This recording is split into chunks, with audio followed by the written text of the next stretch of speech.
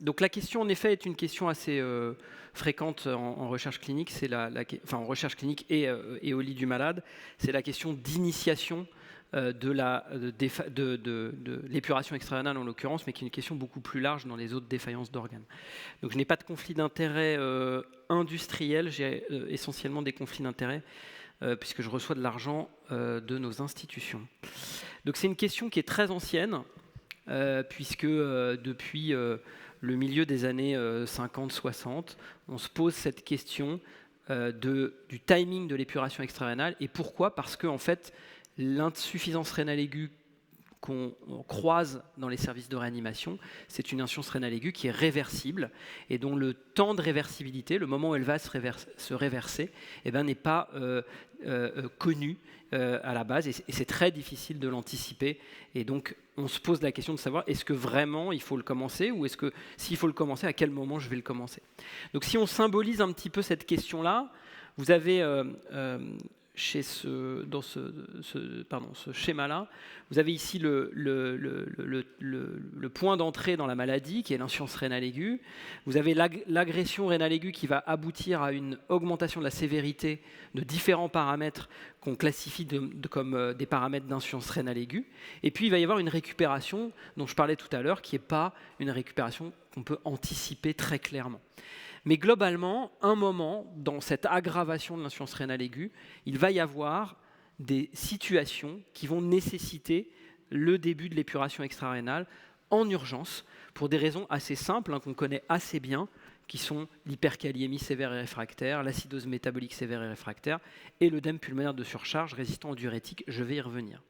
Une des questions qui peut se poser est de savoir, est-ce que vraiment j'attends l'apparition de ces conditions-là, ou est-ce que je ne vais pas plutôt les oublier et essayer de faire de l'épuration très précoce pour éviter qu'elles arrivent, et ça va peut-être améliorer l'évolution de mes patients.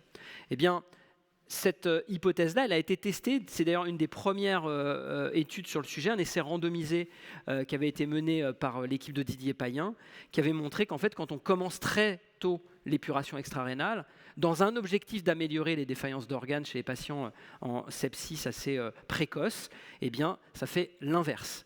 C'est associé à plus de défaillances d'organes. Et donc, très clairement, l'épuration extra-rénale très précoce, dite préventive, eh bien, elle n'a pas de place dans nos unités, et ça, on le sait depuis très longtemps.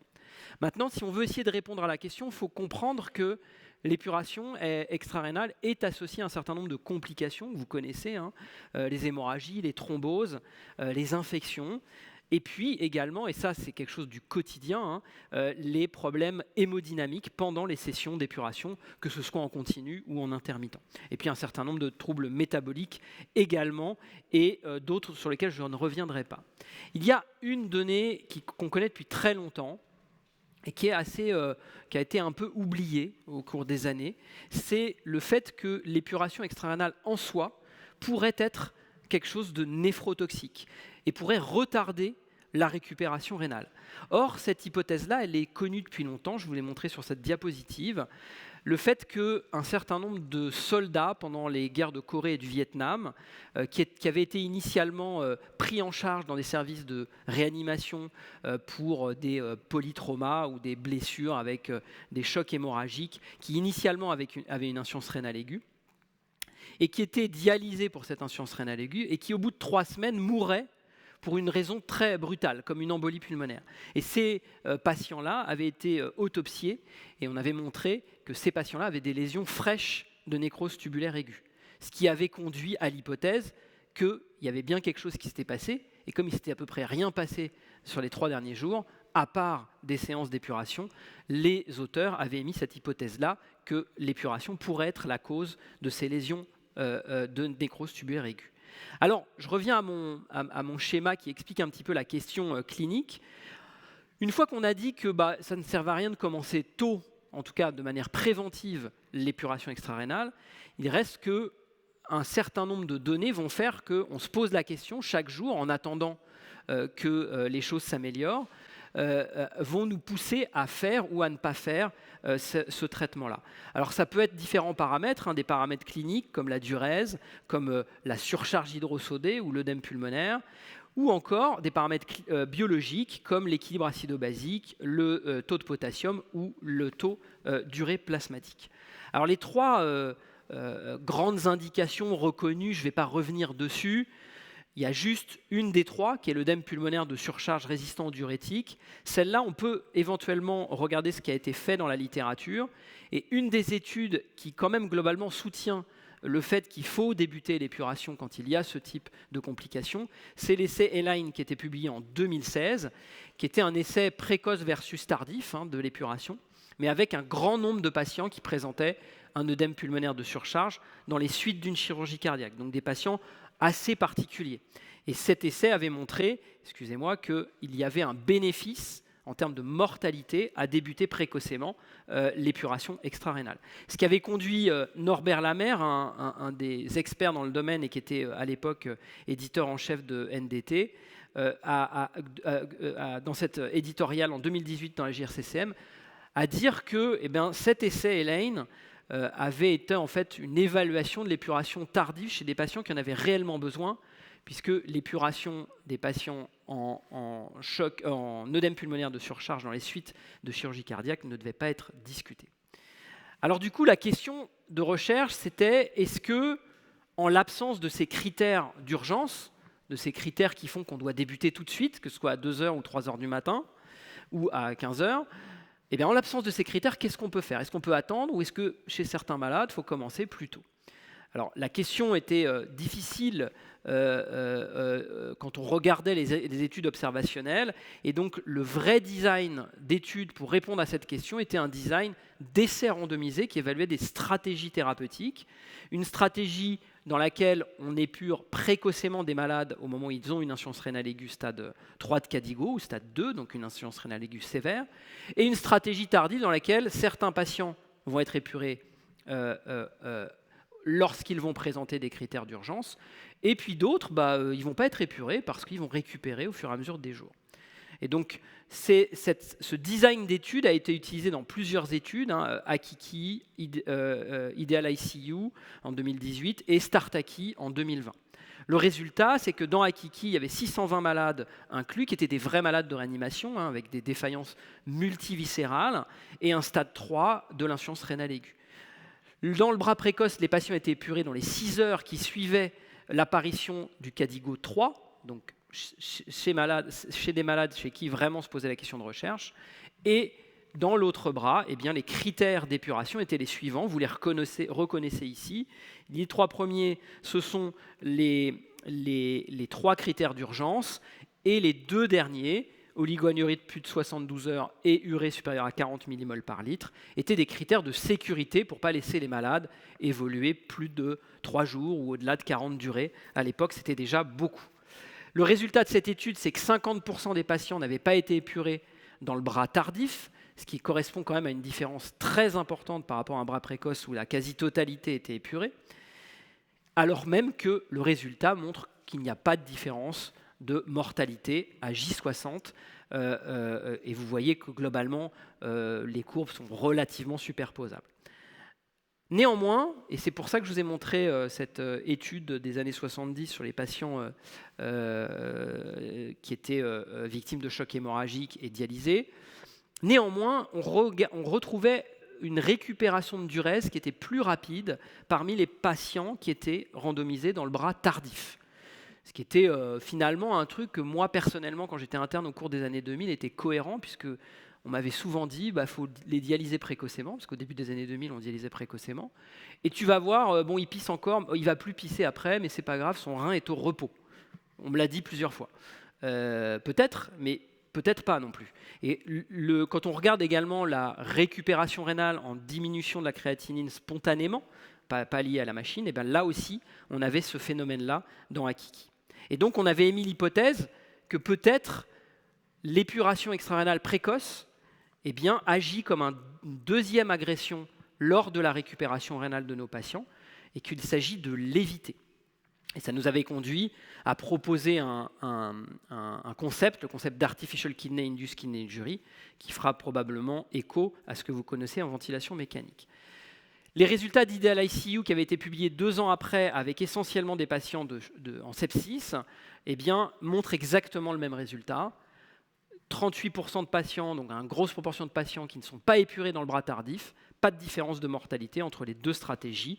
Finalement, une méta-analyse sur données individuelles qui poulait 9 études qui montrent qu'il n'y a pas non plus de différence. Et finalement, Startaki, qui vient clore complètement le débat, puisque cette étude, c'est environ 3000 malades en international, multicentrique, précoce versus tardif, aucune différence de mortalité entre les deux groupes et une grosse proportion de patients qui ne sont pas épurés dans le bras tardif. Mais surtout, Startaki est venu confirmer, donc en 2020, ce concept d'artificial kidney induced kidney injury, puisque dans les critères de jugement secondaire, il y avait la dépendance à l'épuration extra-rénale à 90 jours. Or, 90 jours, c'est un moment très important dans l'histoire naturelle de l'insuffisance rénale aiguë, puisque c'est la limite entre la maladie rénale aiguë et la maladie rénale chronique. Et comme vous le voyez, dans le bras précoce, il y avait une proportion significativement plus élevée de patients qui étaient dépendants à l'épuration à 90 jours, comparé au bras tardif, 10% versus 6%. Et donc, grâce à la puissance de Startaki, ça a permis de démontrer que des stratégies précoces, en tout cas celles qui sont utilisées dans ces essais, étaient associées à un risque de maladie rénale chronique. Donc, on peut dire maintenant que globalement, on pourra discuter une partie de la personnalisation des traitements, mais globalement, on a maintenant un niveau de preuve très élevé pour dire que, eh bien, dans un contexte d'insuffisance rénale aiguë et de défaillance multiviscérale, et en l'absence des critères d'urgence dont on a parlé dès le début, eh bien, il n'y a pas d'indication à débuter précocement l'épuration extra-rénale. Le problème, c'est qu'une fois qu'on a dit ça, on n'a pas défini de limite. Et donc, il existe très probablement une espèce de fenêtre de tir optimale pour commencer l'épuration. Et c'est pour ça qu'on a réalisé cette deuxième étude, qui est l'étude Akiki 2, pour voir si on pouvait continuer à attendre en l'absence des critères d'urgence, qui sont toujours les mêmes, les 3 dont on a parlé tout à l'heure. Et donc, dans cette étude-là, on a observé des patients en insuffisance rénale aiguë grave auxquels on a appliqué une stratégie d'attente classique, et on a randomisé s'ils arrivaient aux 2 critères d'urgence dont je vous ai parlé tout à l'heure, qui étaient oligoanurie de plus de 3 jours ou urée supérieure à 40 millimoles, avec un bras standard, c'est-à-dire tardif standard, et un bras plus tardif, où on attend un petit peu plus longtemps. On a du coup randomisé dans cette étude-là 278 patients, pour environ 800 patients qui étaient observés. Et le résultat qui était sur le critère de jugement principal, le nombre de jours vivants sans épuration extra-rénale, eh bien, ne différait pas. Alors, les RRT Free Days, c'est exactement le même critère de jugement que pour la ventilation avec les Mechanical Ventilation Free Days ou pour les défaillances hémodynamiques avec les catécholamines Free Days. Ce genre de critère de jugement, qui a beaucoup de défauts, en a un particulièrement, c'est que c'est une sorte de critère composite. En gros, si vous mourrez avant 28 jours, on vous dit que vous avez reçu pendant les 28 jours de l'épuration. Ce qui, quand même, globalement, donne à la mortalité un poids assez important. Et donc, bien que ce soit le critère de jugement principal, et que je ne vais pas débattre ici de l'intérêt de ce critère de jugement principal pour cette étude-là, on pensait qu'il était quand même important d'aller regarder la mortalité. Et on avait donc pré-spécifié une analyse multivariée sur la mortalité à J60. Et dans cette analyse-là, eh bien, il y a une différence avec une association entre la dialyse plus tardive, donc la stratégie tardive plus, comparée à la stratégie tardive classique, un risque de mortalité à J60 qui est plus élevé. Et donc, Akiki 2 finalement permet de définir l'espèce de sortie de fenêtre, c'est-à-dire qu'au-delà de 3 jours sans récupération, ou alors quand vous avez passé 40 durées, eh bien, probablement, il faut, même certainement, commencer l'épuration extra-rénale. Alors récemment, on a publié cet article-là, qui est, on va dire, un article un peu qui vient en complément de cette question des taux d'urée plasmatique et des outcomes neurologiques. On a repris les données de Akiki 2 et on a regardé, en fait, chez les patients qui étaient dans le coma au moment de la randomisation, quelle était leur évolution. Donc on a pour cela réduit du coup un petit peu la population. On avait 168 patients dans le coma au moment de la randomisation. Et on a utilisé comme critère de jugement Alors, quelque chose qui est un petit peu particulier, mais qu'on risque de voir apparaître de plus en plus dans les études à venir, c'est de la transition, de l'intensité de transition entre des états. Voilà, donc, quand on parle de conscience, on peut être dans le coma, on peut être incomplètement réveillé, on peut être complètement réveillé, on peut être mort aussi. Et donc tous ces états-là font que les analyses statistiques sont relativement complexes. Et donc ça s'appelle des analyses multi-états. Et ça permet de s'affranchir, en partie, mais en grande partie, du problème de la mortalité qui vient un peu complexifier les analyses. Et donc quand on regarde le résultat avec cette analyse multi-état, eh bien on s'aperçoit que la transition de coma vers réveil est plus rapide dans le bras tardif classique comparé au bras tardif plus. On attend encore plus longtemps. Comme si l'effet de l'épuration extra-rénale était aussi d'améliorer des outcomes neurologiques chez ces patients-là. Donc pour conclure, voilà un petit peu un résumé de l'état de l'avancée de la question de recherche sur l'épuration extra-rénale et ses indications chez nos malades. Lorsque vous avez un malade avec une insuffisance rénale aiguë stade 2, on va dire au moins, de la classification de KDIGO, la première question qui doit se poser, c'est a-t-il des critères d'urgence, hyperkaliémie, acidose profonde et œdème pulmonaire de surcharge. La deuxième question, c'est est-ce que les traitements mis en place, médicamenteux, et notamment, on pourra reparler des bicarbonates, mais qui globalement sont safe à utiliser en réanimation et permettent de réduire le taux d'utilisation de l'épuration. Une fois qu'on a parlé de ces traitements-là, si les traitements sont inefficaces, alors il faut commencer l'épuration. En l'absence de ces trois indications, eh bien, il ne faut pas commencer, il faut attendre. Jusqu'à quand? Le maximum, en tout cas, c'est 72 heures. Est-ce que c'est 65 heures? Est-ce que c'est 68 heures?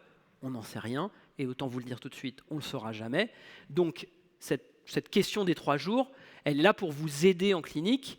Par exemple, si vous avez 2 jours, ça fait 2 jours et demi qu'il est anurique, qu'on est vendredi, il est 16 heures et le week-end s'annonce un peu compliqué en réanimation, eh ben, faut y aller. A contrario, si les 72 heures arrivent à 3 heures du matin en plein milieu de la garde, ça ne sert absolument à rien. On attend le lendemain matin, les équipes sont là, toc, on pose le cathéter, on commence. Il faut adapter ce critère-là à la pratique clinique. Et puis pour l'urée, eh bien oui, avec les résultats d'Akiki 2, il faut justifier en tout cas le recours à l'épuration pour des taux de 40 millimoles par litre. Ça fait un peu, bon, voilà. Après, s'il y a 42, mais que le malade est en train de récupérer, moi, personnellement, je ne commence pas. Je laisse récupérer et je sais que ça va descendre. Mais en tout cas, quand on est sur une cinétique d'augmentation sans récupération, il faut commencer avec probablement des outcomes neurologiques qui sont moins bons si on attend plus longtemps. Je vous remercie.